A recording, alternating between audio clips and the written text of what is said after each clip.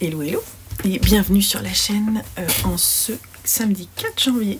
J'aimerais qu'on fasse deux petites vidéos bilan 2024. La première qui serait plutôt axée sur un bilan un peu chiffré, voir un petit peu comment j'ai lu, analyser toutes ces lectures. Et ensuite une vidéo qui serait plutôt mes coups de cœur par genre, etc. Et je pense que je vais pas forcément mixer les deux. Enfin, je vais voir en fait. Je vais voir si c'est pas trop long. Je vais faire ça, 2 en 1. Mais sinon, je vais couper les deux vidéos. Je vais les filmer là maintenant et couper ça. Donc aujourd'hui, on va faire le bilan de toutes ces lectures de l'année. On va commencer par des petits chiffres. Alors, je ne vous mettrai pas... je ne vais pas faire des camemberts sophistiqués. Je vais vous donner des grandes lignes parce que on s'en fiche de ce qui est précis. Hein. C'est pas, je fais pas une analyse de, enfin pour moi je fais pas une analyse de mes données précises, mais c'est juste pour avoir un petit peu une vision un petit peu de comment ça s'est passé. Je me suis fait je suis encore dans la période de Noël. Il y a encore écrit Merry Christmas là. Donc ça c'est une tasse, très belle tasse de Caro Frambourg-Land. Voilà. J'aime beaucoup avec la maison à pain d'épices. Je me suis fait un petit rooibos vanille qu'on teste avec Lucien et ça a l'air pas mal. Bon, allez, on va passer tout de suite aux chiffres. Bon, j'ai pris plein de notes et dans cette vidéo, je voudrais qu'on parle. Je voudrais en fait parler un peu genre des bilans. Et vous parler de mes perspectives. Et ensuite, je ferai une autre vidéo où on parlera vraiment des livres qui m'ont plu. Là, on va parler un petit peu de ce qui m'a pas plu ou de ce que je remarque en faisant le compte de ce que j'ai lu. Alors, pour les nombres, je pense que vous allez avoir peur. Moi, quand j'ai vu les nombres, ça m'a fait un petit peu peur. Comme dirait mon homme, je suis atteinte de bovarisme, il faut croire, puisque j'ai lu 217 romans, essais, poésie, théâtre et 218 graphiques en 2024, ce qui fait 435 livres. Voilà, donc on met ça de côté, ça fait énormément, hein, c'est sûr. Mais ça me rassure sur le fait que ma pile à lire n'est pas si conséquente que ça, puisque donc en fait dans ma pile à lire au 1er janvier 2025, j'ai dans ma pile à lire 204 romans et 43 graphiques, ce qui fait que potentiellement j'ai de quoi lire pour une année. Bah oui, donc en fait c'est pas si grave que ça, hein, puisque en tout ça me fait 247 livres au 1er janvier. Voilà. Alors, j'ai fait une analyse un petit peu de tout ce que j'ai lu pour savoir si, par exemple, en termes de genre, est-ce que j'ai lu plus d'hommes que de femmes, etc. Et pouvoir en tirer des conclusions. Je trouve ça marrant. Donc, on va faire les romans d'un côté, les graphiques de l'autre pour le genre. En roman, j'ai lu 50%. Alors, attendez.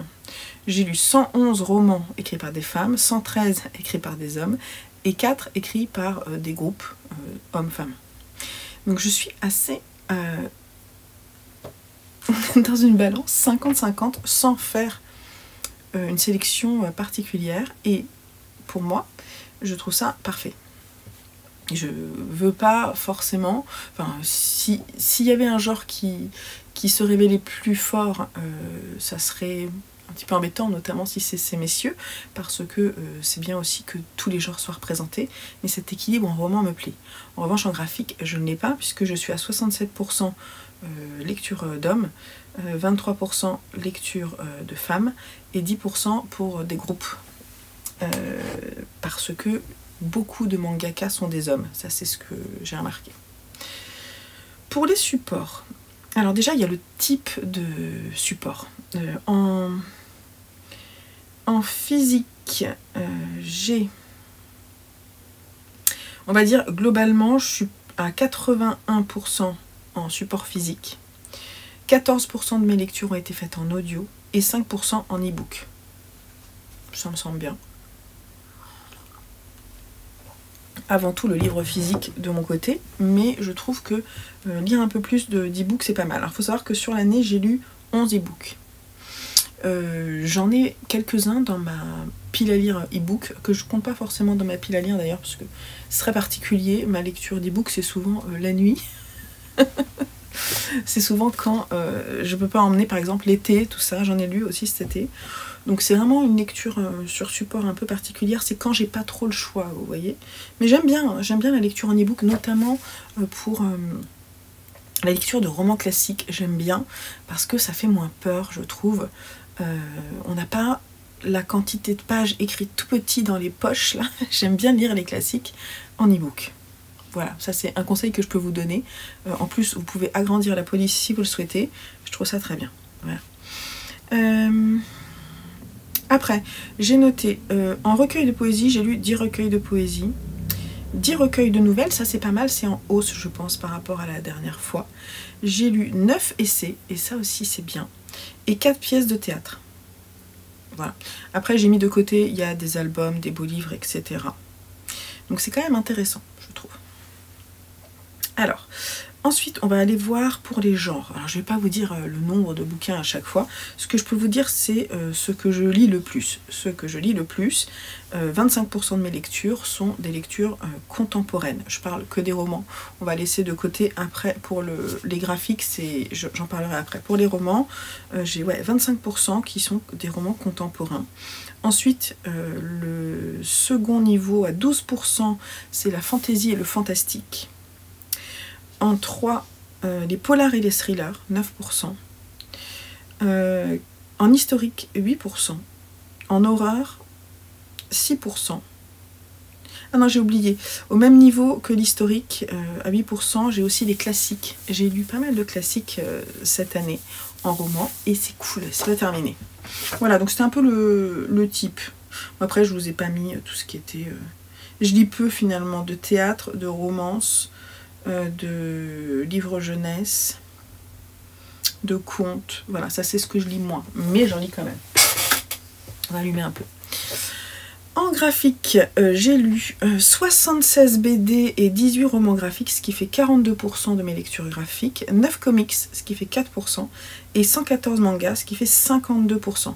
Après, il y a 2% qui sont autres, avec des albums, romans photos, artbooks. Alors forcément, je lis plus de mangas, et la quantité de lecture de 114 mangas, c'est normal, hein. Enfin, il y en a beaucoup à la maison, on en emprunte aussi, donc forcément j'en lis beaucoup. C'est pas mal quand même, je suis sûre que mes enfants c'est 3 fois ça ou 4 fois ça, vu qu'ils lisent beaucoup moins de romans que moi. Ah oui, j'ai aussi regardé par rapport à la taille des bouquins, je trouvais ça intéressant. Alors, 16% de mes lectures sont des romans de plus de 500 pages. Parmi ceux-là... Ah non, attendez. Ouais, c'est 16% en tout. Et parmi ceux-là, il y en a 20 qui sont en lecture physique et 15 qui sont en lecture audio. Donc parfois, les briques, je les mets en audio parce que je suis un peu flemmasse. Et en graphique... Non, c'est pas ça, pas en graphique. Et j'ai 33% de mes lectures qui sont en moins de 200 pages. Le reste, ce qui fait à peu près 49%, donc 50% de mes lectures se retrouvent donc entre 300 et 500 pages. Donc c'est à peu près ce que je lis plus, c'est ça. Voilà. Après j'ai regardé la provenance des romans, alors la provenance des lectures, oui c'est que les romans, j'ai pas regardé. Si j'ai regardé les graphiques aussi, j'ai fait les deux, hein, j'étais bonne élève. Alors pour la provenance, j'ai mis de côté en fait les pays que je lis le plus, c'est bien entendu la France, le Japon, la Grande-Bretagne, les États-Unis. Ça, c'est ce que je lis le plus. Ça représente 2/3 de mes lectures. Et ensuite, après, j'ai lu 60 pays différents autres qui représentent 1/3 de mes lectures. Et ça, c'est pas mal. 1/3, 2/3, je trouve ça très bien. Alors, cette année, on a fini en juillet le tour du monde en lecture, ce qui favorise ça. Faudrait que je note dans ma tête pour l'année prochaine. D'ailleurs, je me le suis noté à chaque fois d'essayer de lire 3-4 livres qui ne sont pas de ces régions que je connais déjà très bien. Parce que c'est bien aussi de multiplier les provenances, je trouve, des auteurs. Et en graphique, là, l'écart est plus fort, puisque forcément, je lis beaucoup de mangas. Donc 80% de mes lectures sont pour la France, Japon, UK, US, et 20% seulement d'autres pays. Ensuite, j'ai regardé ce qui provenait d'où provenaient mes lectures, c'est-à-dire est-ce que ce sont des emprunts bibliothèque, est-ce que ce sont des livres qu'on m'a prêtés, est-ce que ça fait partie de la pile à lire de mes enfants, enfin de la bibliothèque de mes enfants, ou de mes pales plus ou moins récentes. Donc en première position, ceux que je lis le plus à 33%, ce sont les livres que j'ai achetés dans l'année, ce sont les livres que j'ai achetés en 2024, 33%. Hein. Donc ça fait un tiers. Ensuite, à 27%, des livres de l'année précédente. C'est pas mal. Et en troisième position, ce sont les emprunts de la bibliothèque. Voilà. Donc c'est pas mal. Et je peux vous dire 7% de mes lectures viennent de la bibliothèque de mes enfants. Ensuite, un peu équivalent, 6%. En fait, 6% pour les livres de ma pile à lire qui datent d'avant 2021, donc ma bibliothèque en fait, que j'ai depuis longtemps, et la pile à lire de 2022.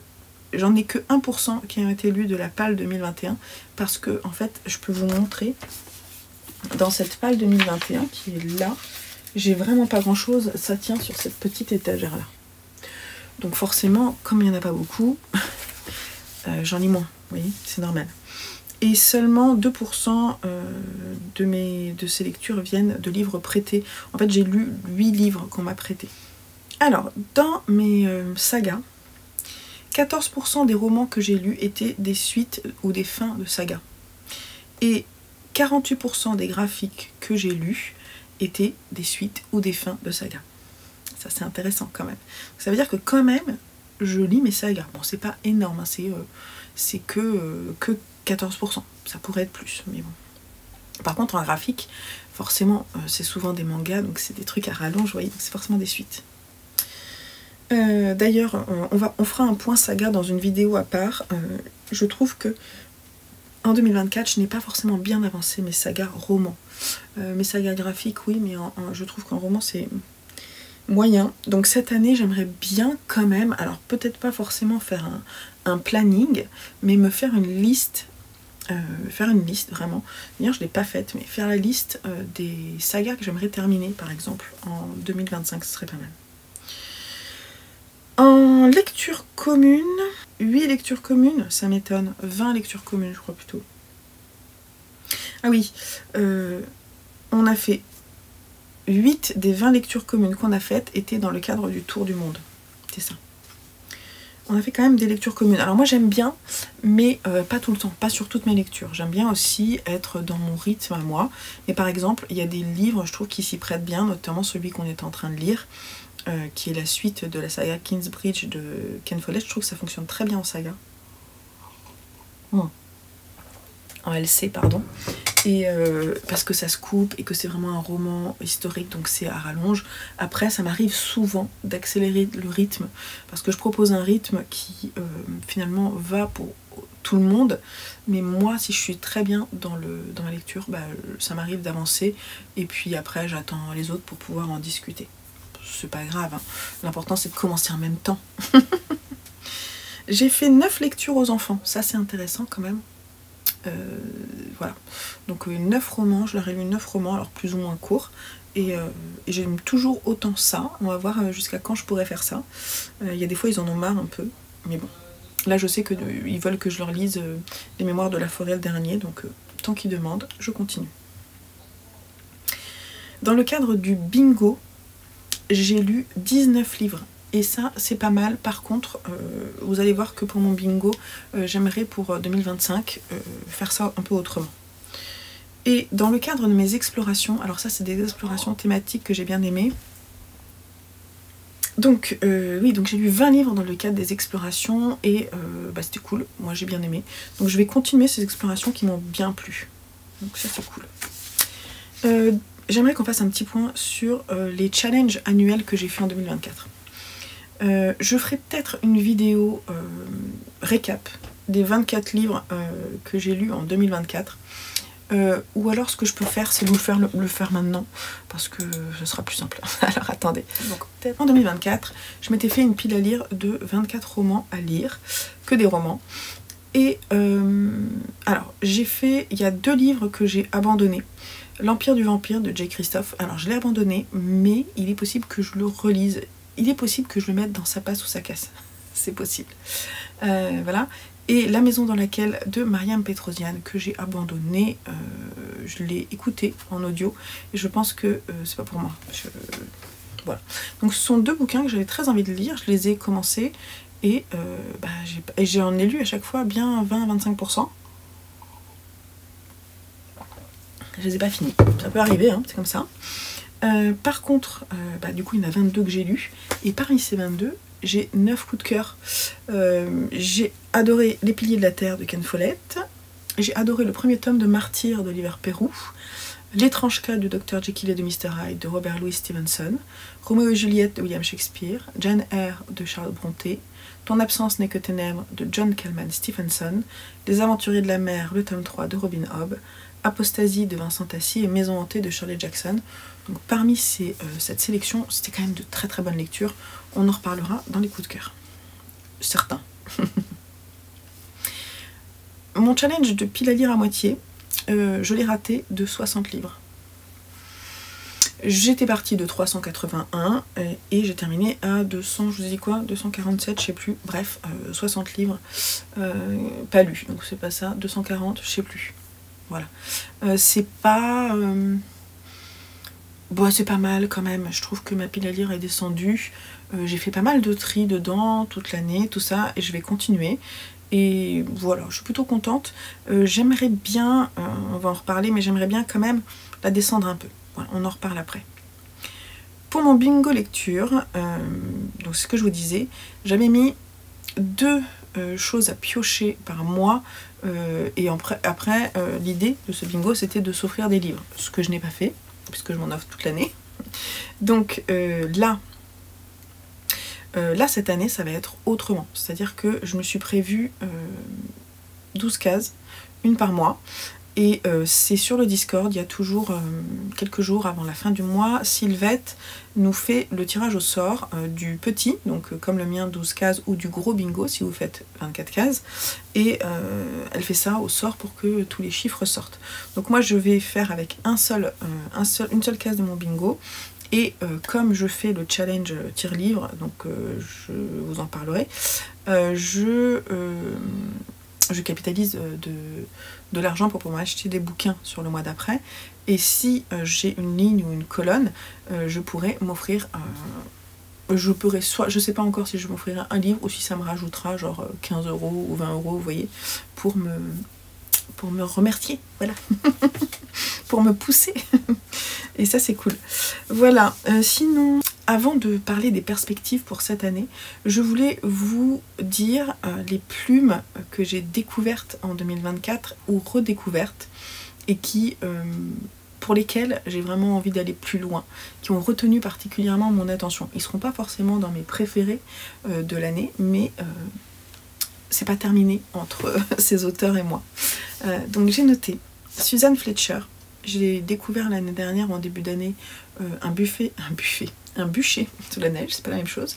Et j'ai beaucoup aimé. Et dans l'année, j'ai écouté en audio Un jardin de mensonges, qu'on avait mis d'ailleurs en lecture commune, si je dis pas de bêtises. Les 2 étaient en lecture commune. Alors j'ai adoré Un bûcher sous la neige, mais Un jardin de mensonges, j'ai moins aimé. J'ai bien aimé quand même. D'ailleurs, ce roman-là, je l'ai offert à ma maman. J'espère qu'elle va l'apprécier. J'ai redécouvert la plume de Yukio Mishima que j'avais mis de côté pendant 20 ans en lisant Une soif d'amour, et j'ai envie de continuer parce que j'ai adoré la retrouver. Et il est possible que je relise... En fait, dans ma pile à lire, j'ai Le marin rejeté par la mer, et j'aimerais beaucoup relire Le pavillon d'or. Donc c'est pas fini, Mishima et moi. J'ai découvert Il était temps, Philippe K. Dick avec Blade Runner, et j'adorais. Donc c'est pas fini non plus, surtout que dans la bibliothèque de mon homme, il y en a plein, puisque c'est un de ses auteurs chouchous. J'ai découvert... alors je pense que j'ai quand même une attirance particulière pour les plumes scandinaves, et notamment islandaises. puisque j'ai découvert et adoré John Kallman Stevenson. Et à nouveau, j'ai encore lu un livre qui m'a beaucoup plu, d'Ava Ólafsdóttir, Eden. Voilà, c'est pas fini non plus. Alors pour John Kallman Stevenson, j'aimerais beaucoup lire, comment il s'appelle son bouquin? Asta. Donc c'est possible que je me le procure. Et pour Ava Ólafsdóttir, j'ai Rosa Candida dans ma pile à lire, donc c'est pas terminé. Voilà. Et puis grosse découverte quand même avec La plume de Ken Follett. On en a lu 2 de la saga Kingsbridge, on est en train de lire le 3e. Et cette année, j'aimerais bien terminer la saga parce que j'ai aussi un autre bouquin de lui dans ma pile à lire. Je mettrai la couverture ici, je me souviens plus. Un monde... c'est pas ça, je sais plus. En tout cas, j'ai vraiment envie de lire, d'aller explorer tout ce qu'il a fait parce que mon père, lui, qui en a lu plus de lui, me dit il fait pas que de l'historique comme tu peux le découvrir dans la saga Kingsbridge, il fait aussi des choses plus contemporaines ou des thrillers et j'ai envie de découvrir un petit peu ce qu'il est capable de faire, ce gars-là, parce que il a une plume sublime. J'ai relu des classiques et les plumes de Guy de Maupassant, de Émile Zola et de George Sand m'ont touchée, et j'ai noté aussi Shirley Jackson qui n'est pas du coup française mais que j'ai vraiment beaucoup apprécié. J'ai très envie de lire autre chose. Comment Adeline elle a lu un autre livre de lui, d'elle, ah je me souviens plus, bref. Je vais en lire un autre de Shirley Jackson, je sais. Je crois que c'est La Loterie qui me tentait bien, mais c'est pas celui-ci qu'elle a lu. Bref. Sinon, j'ai noté les plumes de Gaël Josse, découverte avec les nouvelles. Depuis, je dévore ses romans. En plus, ça fait des romans courts, donc c'est cool. J'en ai d'autres encore à lire dans ma pile à lire, donc c'est pas terminé. J'aime beaucoup sa plume. J'ai découvert la plume de Blake Crouch. Voilà, j'aimerais bien lire, c'est pas Blackwater, c'est Dark Matter que j'aimerais bien lire de lui. Il faudrait que je demande, je sais pas si chez Gallmeister il pourrait me le procurer ou sinon je l'achèterai. Il est souvent en occasion sinon. Et j'ai découvert avec grand plaisir la plume de Joyce Carol Oates, et ça tombe bien parce que j'ai d'autres livres d'elle dans ma pile à lire. C'est bien une femme, hein, oui. J'ai un gros doute. Et puis j'ai repris la plume de Moa Heider avec ses thrillers, et coup de cœur pour The Birdman. Voilà, donc j'ai très envie d'aller plus loin avec elle. J'ai L'homme du soir dans ma pile à lire, donc c'est cool. Anne Rice, belle découverte de plume aussi, avec Entretien avec un vampire. Donc là j'ai envie de me faire les chroniques du vampire. Peut-être pas tout, alors l'une d'entre vous m'a dit que finalement souvent les 2 ou 3 premiers c'est ceux qu'on aimait bien dans la saga et qu'après on abandonnait. C'était moins bien. Donc à voir, moi j'aimerais bien lire là Les Stats le vampire, donc je vais continuer. Et puis Vincent Tassi que j'ai découvert aussi, j'avais tellement envie de découvrir et j'ai pas été déçue, donc il est possible que je lise autre chose de lui. Voilà, alors maintenant les petites perspectives pour 2025, parce que moi j'aime pas trop parler d'objectifs, tout ça, c'est vraiment qu'est-ce que j'ai envie de faire quoi. Alors premièrement, je ne me mets pas de nombre de livres à lire, jamais. Même si je disais moins, je vois pas trop l'intérêt de mettre un nombre de livres à lire. Voilà, moi je lis pas, déjà je lis pas forcément pour faire des chroniques, je lis pas, je lis parce que j'ai envie de lire, je lis pas forcément pour dire absolument que je sorte une vidéo cette semaine, alors là vraiment si la vidéo elle sort pas, mais comme je lis beaucoup, bah il y a du contenu, donc il y a des vidéos qui sortent, mais vraiment je me challenge pas du tout sur le nombre de livres quoi, je vois pas trop l'intérêt, voilà. En plus, ça serait, imaginez si je mettais 435 livres, là je suis à 435 livres, je vois pas trop l'intérêt de faire ça quoi. Bref, enfin, je veux pas trop l'intérêt. En plus, ça peut être que déceptif, bref. C'est pas pour moi ça. Je comprends qu'on puisse le faire, mais c'est pas pour moi. Par contre, je vais mettre un petit nombre pour ma pile à lire, parce que j'aime bien, même si j'arrive pas à l'atteindre, c'est pas grave. Donc là, je suis à 247 au 1er janvier, j'aimerais arriver à 150. Petit à petit on descend. J'aimerais pas ne pas avoir une pile à lire, avoir du choix, parce que déjà j'aime bien concocter des piles à lire pour des challenges, et pour pouvoir le faire correctement avec du choix, faut quand même que j'ai des bouquins. Voilà. Donc ça me dérange pas d'avoir beaucoup de livres dans ma pile à lire, mais j'estime que j'en ai encore un peu trop, vous voyez. Donc 247 c'est un peu trop. Une centaine en moins ça serait bien. Alors, je vais me donner quand même des challenges saga, ce que j'ai dit. J'aimerais terminer. Alors là, j'ai mis comme ça, mais il faudrait que j'y réfléchisse un peu plus. Je pense que je vais mettre une liste à côté. Terminer 7 sagas graphiques. D'ailleurs, je vais me le surligner. C'est ce que j'ai noté. Terminer 7 sagas graphiques et 5 romans. Commencés précédemment, en 2024. Donc ça, c'est vraiment ce que je voudrais faire. Si je peux faire plus, c'est encore mieux. Hein. J'aimerais lire plus de thrillers et de polars. Pourquoi? Parce que j'en ai énormément dans ma pile à lire. Donc je pense que j'ai eu un petit peu de mal à en sortir. Qu'est-ce que je vous ai dit pour les thrillers et les polars? J'en ai lu 9% de mes lectures étaient des polars et des thrillers. Bon, c'est pas mal déjà. Hein. Et j'en ai pas mal. Donc ce serait bien que je perde pas le rythme sur ces lectures-là. J'aimerais lire mes SP. Ne pas compiler, c'est-à-dire les garder trop longtemps. Là, typiquement, j'en ai un que je suis en train de lire et un autre que je dois lire. Donc j'aimerais bien pouvoir les terminer pour pouvoir en redemander. Tant que j'ai pas lu mes SP là, j'en redemande pas, en fait, c'est ça. Sauf que j'en ai demandé un à Gallmeister, donc on va voir s'il me l'envoie. On va voir. J'aimerais lire 6 livres en version originale, donc en version anglaise. Ça serait pas mal. 6, c'est bien. Comme ça me met pas la pression parce que j'ai pas envie, mais en même temps, ça me pousse un peu à le faire. J'aimerais lire un e-book par mois, parce que j'en ai quand même quelques-uns, et il faudrait que ça descende, quoi, tranquille. J'aimerais commencer mes anthologies et mes pléiades, et ça je vous en ai parlé. D'ailleurs j'en ai déjà mis une dans ma pile à lire de janvier. Donc j'ai des anthologies, j'ai comment ça s'appelle, André Gide, Albert Camus, avec plusieurs donc, de leurs romans. J'ai... Bon, j'en ai d'autres.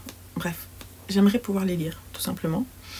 J'aimerais lire 4 volumes de la saga des Rougon-Macquart dans l'ordre de Zola. Je vous le partagerai peut-être, je ne sais pas si je vous l'écrirai là ou non, parce qu'on me l'a demandé, donc je vous le mettrai ici si j'y pense. Et j'aimerais continuer les explorations thématiques, plus la pioche des mots, plus chaque mois lire un livre qui est conseillé par des amis, par la communauté aussi, etc. Ça, je trouve ça bien parce que du coup, ça me permet de communiquer avec vous, avec les personnes avec qui j'aime bien lire, qui m'ont offert des livres, etc. Pour pouvoir les lire, il faut les sortir, les mettre en avant. Et le gros challenge, c'est faire les unhaul et les mettre sur Vinted. Parce qu'il y a une pile de livres que je devrais mettre sur Vinted et ils y sont pas.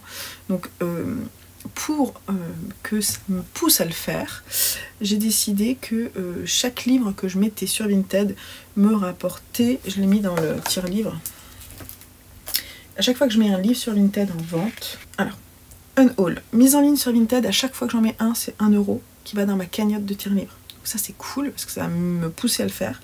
Et pour les ventes, je ferai les achats seulement avec les cagnottes que j'aurai. Donc, par contre, cette cagnotte-là, elle est à part par rapport au tire-livre, vous voyez. Donc, ça me motivera en fait à le faire. Voilà.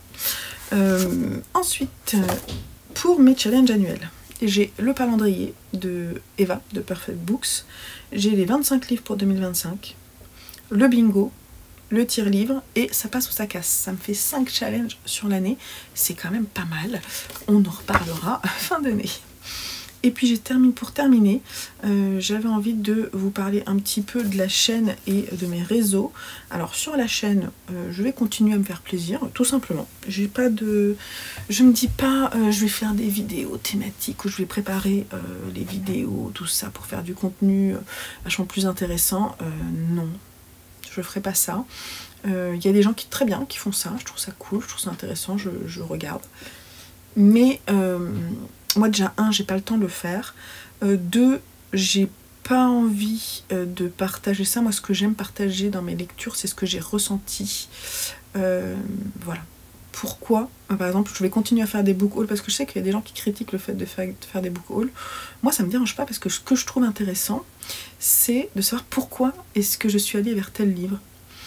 C'est l'histoire de l'acquisition en fait. Pourquoi tel livre a retenu mon attention? Qu'est-ce que j'en attends? tiens, je le lis, est-ce que ça m'a plu? Est-ce que c'était pas du tout ce que j'attendais? En fait, c'est vraiment un journal de lecture, c'est pas des chroniques littéraires que je fais, enfin j'ai pas l'impression, moi je suis pas journaliste, hein, c'est pas mon métier, je sais pas faire, je suis pas enseignante non plus, et je suis tout à fait admirative de toutes ces personnes-là, mais moi c'est pas ce que je souhaite faire sur cette chaîne, j'ai envie d'en parler très simplement, de ce que j'ai aimé, pourquoi j'ai aimé, pourquoi ça m'a pas plu, pourquoi j'ai abandonné, etc. Ouais, donc ça va continuer comme c'est le cas. Si vous avez envie de voir des vidéos un peu particulières sur ma chaîne, je vous invite à me laisser un commentaire et me donner des idées, et on verra si je retiens ces idées ou non. Il y a un truc qui me chiffonne un peu, non, ça rien de grave, hein, mais je me posais la question, est-ce que je continue à faire les bilans mensuels ? Ça c'est un truc, je suis pas certaine. Je me disais pourquoi pas les faire sur Instagram. Vous dire quelles sont. Parce qu'en fait, je trouve ça un peu assez inintéressant pour vous de savoir combien j'ai lu de livres. Comment avancent mes challenges, ça je peux vous le dire petit à petit dans l'année. Faire un point par exemple au bout de 6 mois. Est-ce que ça avance bien ou non? On n'est pas obligé de le faire de façon mensuelle. Je trouve que pour moi c'est intéressant, pour vous je vois pas trop l'intérêt. Et je peux venir vous parler sur Instagram de mes 3 préférés. Si j'ai abandonné des livres, ça je peux le faire. Je peux même le faire sous forme de short sur YouTube. Voilà, donc n'hésitez pas à me dire si vous trouvez ça sympa, les bilans mensuels, si vous avez envie que je continue ou non. Voilà, si vous trouvez l'idée de le faire autrement bonne aussi. N'hésitez pas à me faire vos retours parce que c'est aussi un échange hein, quand même cette chaîne. Si vous n'êtes pas là, ça sert un peu à rien. Voilà. Et alors j'aimerais bien me pousser sur Instagram à faire des posts un peu plus fréquents. Et pour le faire, pour que ça reste fun, parce que sinon je le fais pas, il faudrait que je... déjà, moi j'aime bien faire les photos des bouquins, donc ça, il n'y a pas de souci. La photo, souvent, je l'ai. Mais ce qui me chafouine un peu, j'adore cette expression, ça me chafouine, c'est faire le résumé à chaque fois des bouquins. Parce que, en fait, moi, je vous le fais déjà sur YouTube. Si ensuite, il faut à nouveau que je le fasse sur Instagram, et en plus à l'écrit, il faut être vachement plus synthétique, c'est un travail, hein. Faire des résumés de bouquins c'est un métier, donc ça l'est pas pour moi, donc ça me prend du temps, c'est pour ça que je le fais pas énormément. Je me disais pourquoi pas simplement mettre une photo et dire ouais vraiment j'ai aimé ce bouquin parce que j'ai ressenti ça, enfin vraiment un peu comme je vous le fais, simplement, sans forcément vous en raconter des caisses, faire ça vraiment très simplement et essayer d'alimenter mon compte Instagram là-dessus. Donc ça j'aimerais pouvoir en fait le rendre plus accessible pour moi ce compte Instagram parce que des fois je me sens un peu engluée dans des convenances de publication, vous voyez, et je trouve ça dommage, ça m'ennuie et je dis la même chose, j'ai tourné mon bilan créatif, c'est la même chose pour mon ressenti Instagram, donc simplifions-nous la vie quoi, simplifions notre vie, ouais, et notamment nos réseaux, arrêtons de nous comparer, de vouloir faire extraordinaire, faisons simple. Vraiment, je pense que c'est ce qu'il faut faire. Après, voilà, moi je suis pas professionnelle du sujet et c'est pas grave, un jour si je veux le faire, je le ferai peut-être, mais là c'est pas le cas. Voilà. Donc vu la longueur de cette vidéo de blabla, je pense qu'effectivement j'ai filmé mes coups de cœur juste là, mais je vais le mettre dans une autre vidéo. Donc je vous le sortirai si j'arrive à tout monter, je vous mets ça aujourd'hui et demain. Voilà, vous avez un peu mon point de vue sur 2024 et ce que j'attends entre guillemets de 2025. J'espère vraiment avoir plein de coups de cœur lecture. Voilà. Donc des belles découvertes de plumes. Je vous ai pas noté là, mais il y a des plumes que j'aimerais vraiment découvrir quoi. Ah tiens, je peux quand même vous les dire. Alors, j'aimerais relire un peu de Stefan Zweig. J'aimerais reprendre Adeline Dieudonné. J'aimerais découvrir la plume, je vous mettrai les livres que j'ai dans ma pile à lire à côté. J'aimerais découvrir la plume de S.A. Cosby en thriller parce que, je sais pas, je pense que ça peut me plaire. La plume de Ryu Murakami, oui, ça vraiment, ça sera trop cool. Relire du Dostoïevski, ça me plairait bien aussi. Relire du Adrian Tchaïkovski, ça j'ai aussi très envie. Découvrir la plume de Bret Easton Ellis avec American Psycho, ça me plairait beaucoup. Redonner sa chance à Sally Rooney avec le roman que Sylvette m'a offert. Découvrir la plume de Primo Levi avec Si c'est un homme. La plume d'Otessa Moshfegh notamment avec l'Abvona que j'ai dans ma pile à lire. Oui, découvrir la plume de Jean-Laurent Del Socorro avec Morgane Pendragon que je me suis procuré l'année dernière. Relire du Gaël Faye avec Jacaranda que j'ai et je ne sais pas pourquoi il sort pas. Relire du Margaret Atwood aussi. Titu Lecoq en roman. Voilà, enfin, vraiment, il y en a vraiment beaucoup. Voilà. Découvrir la plume de Serge Brussolo. Continuer à découvrir Gabriel Garcia Marquez. Découvrir la plume de Hugo Way. Celle de Laura Kashishke. Il y en a plein. Stéphane Plateau. David Brie. Maggie O'Farrell, parce que je crois que j'ai rien lu d'elle. Nathaniel Hawthorne. Emily St. John Mandel, pour la science-fiction. Maud Ventura, j'aimerais la découvrir parce que surtout, en fait j'ai mon mari dans ma pile à lire et j'aimerais bien découvrir aussi son roman célèbre. Ça me plairait bien. Relire du Donna Tartt avec le Chardonneret. Découvrir la plume de Chuck Palahniuk, ça je pense que c'est obligatoire. Ira Levin, Rosemary's Baby. Virginia Woolf, Mrs. Dalloway. Vous avez vu un peu, ils sont super nombreux quoi. Brandon Sanderson, j'aimerais découvrir Brandon Sanderson. Continuer à lire la plume de Delphine de Vigan. Je pense qu'on a fait le point. Ah, Issor Chalandon aussi, j'ai jamais lu et j'en entends beaucoup parler, donc ça serait pas mal. Sophie Chauveau, dont ma mère me parle souvent. Et continuer à découvrir Milan Kundera, parce que j'ai pas tant lu et j'en ai pas mal dans la pile à lire et j'ai tellement aimé Insoutenable légèreté de l'être que j'ai envie d'y retourner. Voilà.